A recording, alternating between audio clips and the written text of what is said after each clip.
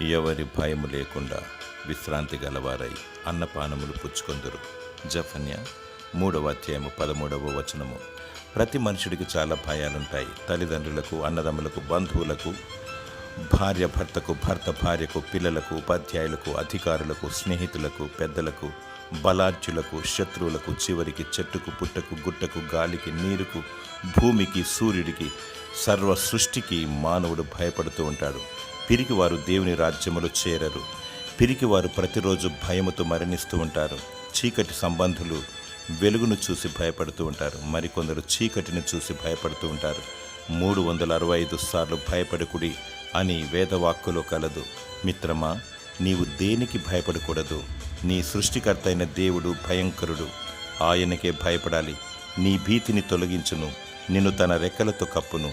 దేవుని స్తుతించు, దేవుని ప్రార్థించు. శక్తిమంతుడగు పరిశుద్ధ దేవుడు నీకు ధైర్యము గల ఆత్మను దయచేయునుగాక. ఆమేన్.